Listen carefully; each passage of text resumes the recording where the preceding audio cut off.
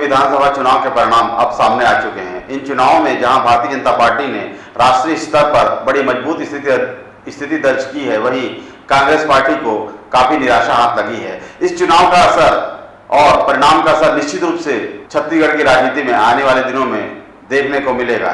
चुनाव परिणामों से जहां भारतीय जनता पार्टी के कार्यकर्ताओं का मनोबल ऊंचा है और वे छत्तीसगढ़ में भी उत्तर प्रदेश और दूसरे राज्यों की चुनाव सफलता को दोहराने की बात कर रहे हैं, वहीं कांग्रेस इसे मानने से इनकार कर रही है। कांग्रेस का कहना है कि दूसरे राज्यों के चुनाव परिणामों से छत्तीसगढ़ में कोई फर्क नहीं पड़ेगा और कांग्रेस एक बार फिर अच्छी सफलता के साथ विधानसभा चुनाव जीतेगी। देखिए, विधानसभा के चुनाव स्थानीय मुद्दों पर लड़े जाते हैं। छत्तीसगढ़ में भारतीय जनता पार्टी 2018 के बाद कोई भी चुनाव नहीं जीत पाई है। 3 उपचुनाव हुए, तीनों उपचुनाव कांग्रेस पार्टी जीती। नगरीय निकाय का चुनाव हुआ, नगरीय निकाय के चुनाव प्रथम चरण में भी कांग्रेस पार्टी जीती। पंचायत के चुनाव हुए, कांग्रेस पार्टी जीती। और अभी हाल ही में 15 नगरीय निकाय के चुनाव हुए, जिसमें नगर निगम, नगर पालिका, नगर पंचायत शामिल थे। सब में कांग्रेस पार्टी एक तरफा चुनाव जीती।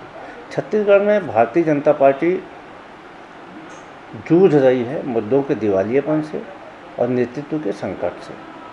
भारतीय जनता पार्टी का आला कमान खुद यहाँ के नेताओं पर भरोसा नहीं कर रहा है। पुरंदेश्वरी जी आती हैं, डॉक्टर रमन सिंह से परहेज करती हैं, अपने प्रदेश अध्यक्ष से परहेज करती हैं, अपने नेता प्रतिपक्ष से परहेज करती हैं।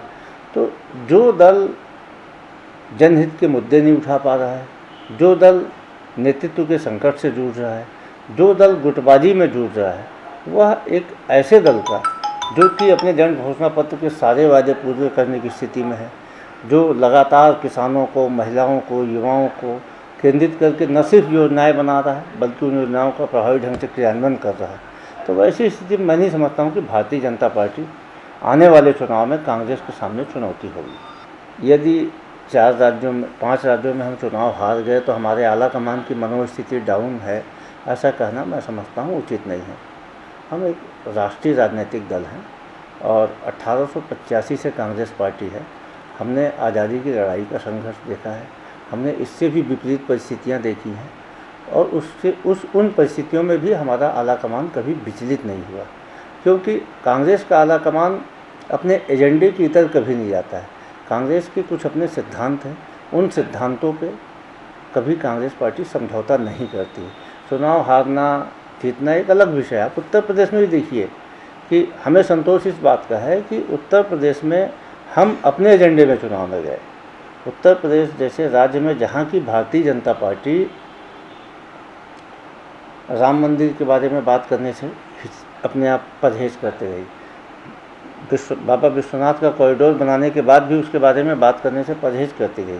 प्रधानमंत्री वहाँ पे विवश हो गए कि वो आवारा पशुओं के प्रबंधन और गोबर से धन कमाने की योजना 10 मार्च के बाद बनाऊंगा, ये बात करते हैं। ये समाजवादी पार्टी उत्तर प्रदेश में धान और गेहूं के समर्थन मूल्य की बात करती है। तो कहीं न कहीं ये छत्तीसगढ़ मॉडल की चर्चा है और छत्तीसगढ़ का एजेंडा है जिसकी चर्चा विभिन्न राज्यों में हुई। तो चुनाव हारना जीतना एक अलग विषय है।